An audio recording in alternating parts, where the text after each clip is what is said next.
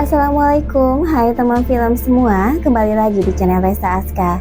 Channel di mana teman film semua dapat menemukan review film terfavorit kalian. Gimana kabar kalian semua? Semoga dalam keadaan sehat ya. Kali ini saya akan membahas sebuah film Korea yang berjudul Ballerina. Film ini menceritakan tentang seorang perempuan yang berusaha membalas dendam akan kematian temannya.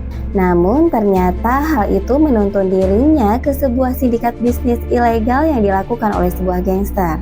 Bagaimana dirinya menghadapi gangster tersebut dan apakah dirinya mampu membalaskan dendam temannya? Tanpa berlama-lama lagi, langsung saja kita ke cerita filmnya ya.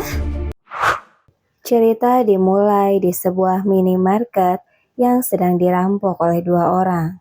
Mereka mengambil uang serta beberapa barang dan menyuruh kasir untuk membuka brankas. Tiba-tiba, datanglah seorang wanita yang datang membeli sesuatu di tengah proses perampokan yang sedang terjadi. Dia pun kemudian membantu si kasir dan dengan mudah menghajar para perampok itu.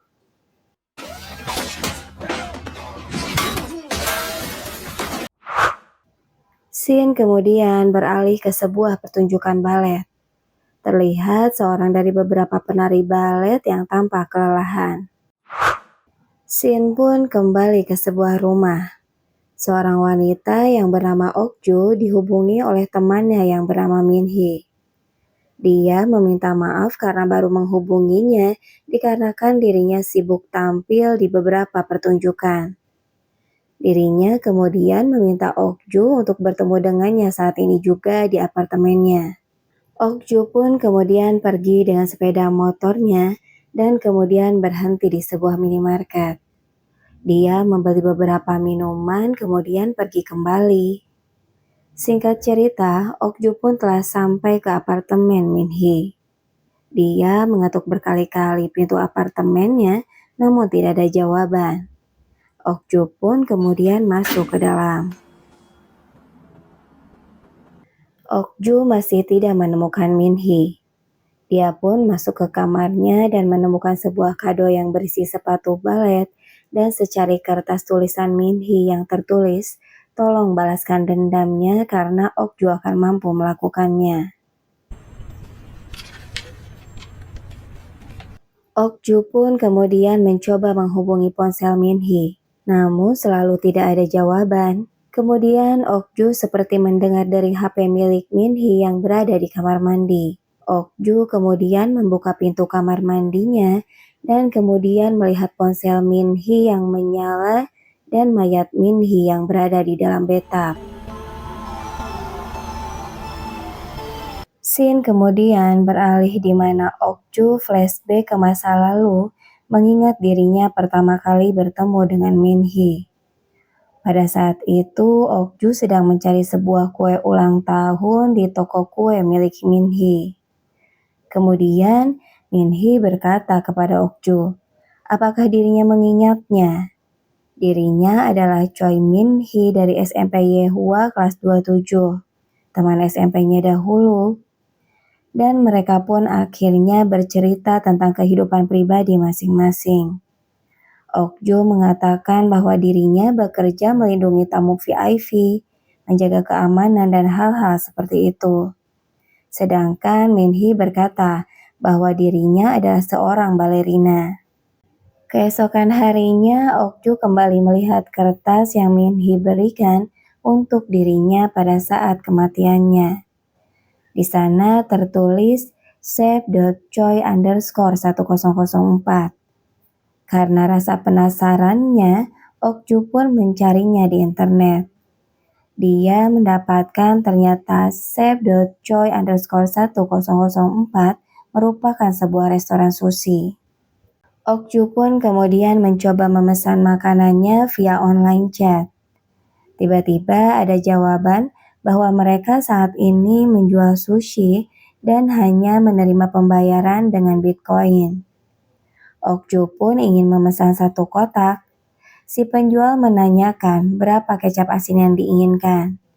Okju membalas sebungkus kecap asin.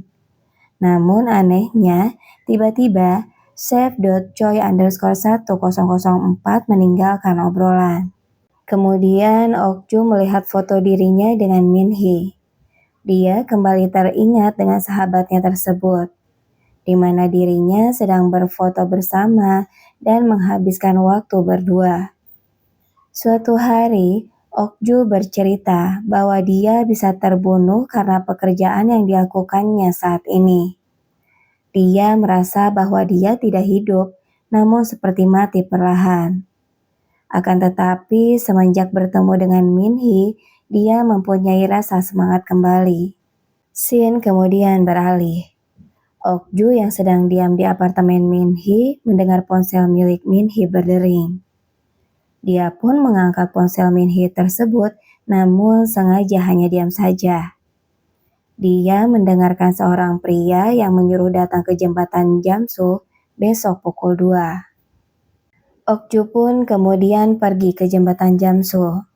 Dia melihat ada seorang pria yang turun dari mobil dan memberikan suatu kantong tas kepada beberapa pria yang telah menunggunya. Tak berselang lama, ponsel milik Min-hee kembali berdering, namun Okju tidak mengangkatnya. Dari kejauhan, Okju melihat pria berambut panjang yang sedang menghubungi ponsel Min-hee. Karena tidak ada jawaban, kemudian pria tersebut pun pergi dan dibuntuti oleh Okju. Akhirnya pria itu pun sampai dan masuk ke gerbang rumahnya. Okju yang terus membuntutinya kemudian berhenti di pinggir rumahnya dan memarkirkan motor serta mencari jalan untuk masuk ke dalam rumah pria tersebut. Keesokan harinya terlihat seorang pria yang sedang berlatih fisik. Tak berselang lama dia kemudian pergi meninggalkan rumah tersebut. Okju yang semalaman menunggu hal itu kemudian masuk ke dalam rumah pria tersebut. Dia membuka lemari yang di dalamnya terdapat banyak alat bantu untuk Okju pun kemudian membuka laci lemari itu dan menemukan beberapa flash disk dengan label berbagai profesi seperti apoteker, pemain piano, model, perawat, dan lain-lain.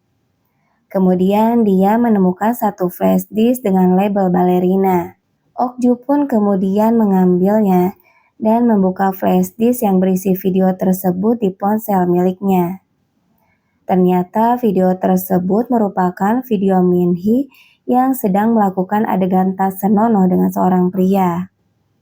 Okju yang melihat hal itu pun menangis sekaligus marah. Kenapa Min-hee mau melakukan hal semacam itu? Malam harinya pada saat pria itu pulang ke rumahnya, Okju telah menyadap ruangannya. Okju mendengarkan percakapan pria itu dengan seseorang yang mengajaknya mencari mangsa di sebuah klub malam. Keesokan harinya di sebuah klub malam, Okju yang berpakaian seksi mencoba menarik perhatian pria tersebut agar mau mendekatinya. Ternyata berhasil dan mereka pun berkenalan. Diketahui pria tersebut bernama Choi Pro. Akhirnya Choi Pro membawa Okju ke sebuah hotel, mengajaknya untuk melakukan hubungan. Choi Pro memberi minuman kepada Okju yang membuatnya tak sadarkan diri. Choi Pro pun kemudian menyiapkan segala peralatan tempurnya. Pada saat Choi Pro mulai akan merekam adegannya bersama Okju, tiba-tiba Okju bangun dan mencoba menusuk Choi Pro. Namun Choi Pro berhasil menangkisnya dan akhirnya terjadilah perkelahian antara keduanya. Dengan susah payah, akhirnya Okju berhasil menusuk pipi Choi Pro menggunakan pisau dan kemudian merobek mulutnya. Resepsionis hotel yang ternyata masih satu komplotan dengan Choi Pro datang, kemudian berusaha menembaki Okju. Dengan kelihayannya, Okju berhasil keluar dari kamar. Pada saat di luar kamar, sudah ada seorang yang menunggunya membawa sebuah gergaji mesin. Namun tiba-tiba ada seorang gadis yang membantu Okju dan mereka pun pergi dari tempat itu menggunakan mobil milik Choi Pro.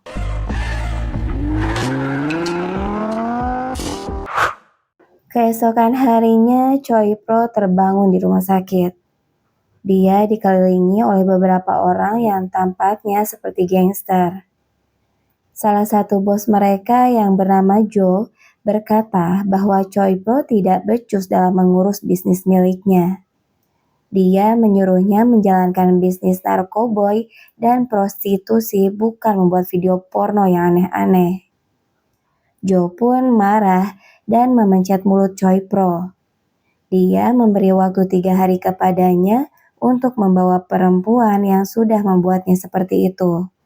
Kemudian scene beralih di sebuah restoran di mana Okju bersama gadis yang membantunya sedang memesan makanan. Gadis itu mengatakan bahwa mereka adalah budak dari Choi Pro. Mereka dijadikan pekerja prostitusi karena Choi Pro memiliki video tas senonoh mereka, dan hal itu dijadikannya untuk memeras mereka, sehingga mereka mau tidak mau menuruti apa yang Choi Pro inginkan. Choi Pro yang sudah sembuh mengunjungi sebuah tempat pembuatan obat-obatan terlarang. Dia bertemu dengan seorang pria yang bernama Myung Sik. Dia berkata bahwa seorang wanita telah merusak wajahnya serta mengambil mobil Lamborghini-nya. Dia akan memberinya 100 juta won untuknya bila menemukan perempuan itu. Sementara itu di suatu tempat latihan menembak, Okju bertemu dengan seorang wanita yang bernama Moon Young. Dia berkata bahwa dia akan menghadapi sebuah geng dan membutuhkan senjata-senjata ilegal. Dia menceritakan bahwa Min Hee telah meninggal akibat ulah geng ini, dan ia ingin membalaskan dendamnya. Moon Young pun akhirnya memberitahu Okju ada beberapa orang yang dapat menyediakan senjata untuknya. Singkat cerita, Okju pun mendapatkan senjata yang dia inginkan dari pasangan tua suami istri. Mereka mendemonstrasikan alat apa saja yang dapat digunakan oleh Okju.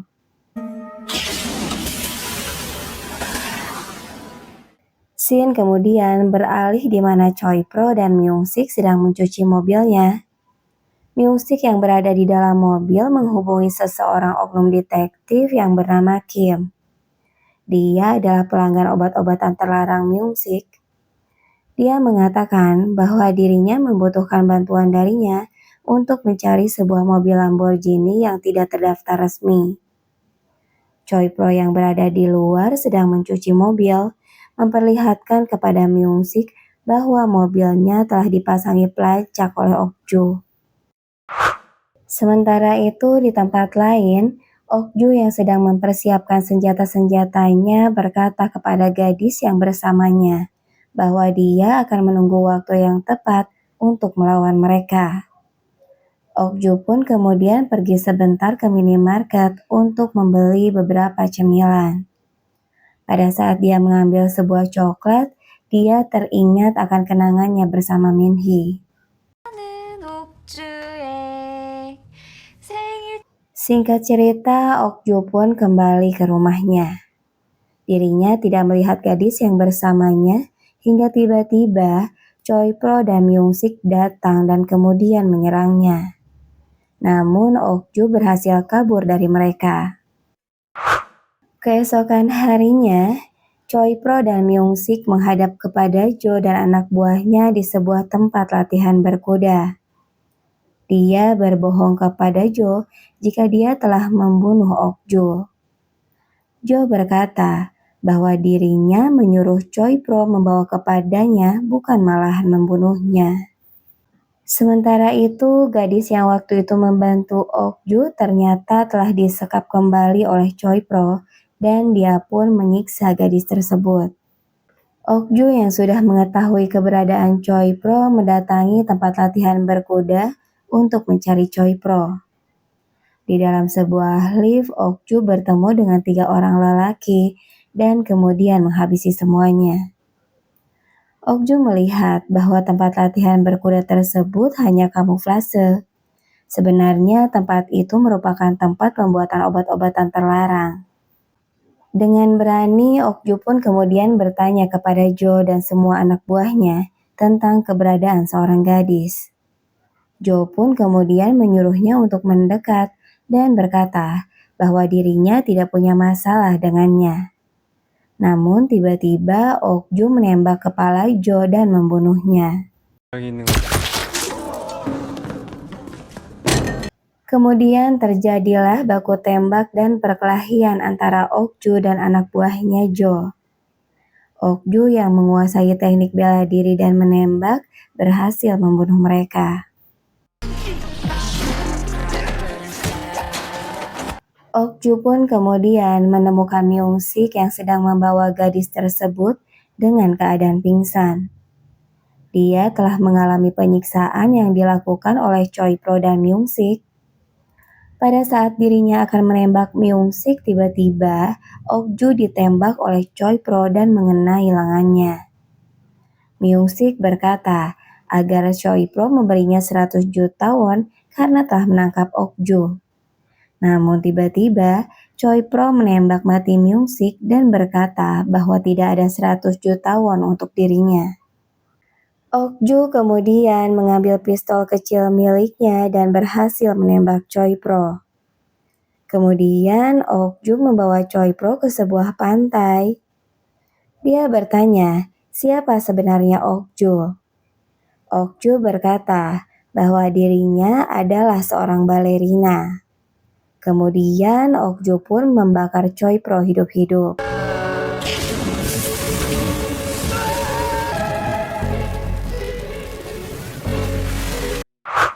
Dan film pun selesai. Bagaimana? Cukup seru kan cerita filmnya? Oke, sekian review film kita kali ini. Jangan lupa like, komen, dan subscribe-nya ya teman film. Wassalamualaikum warahmatullahi wabarakatuh.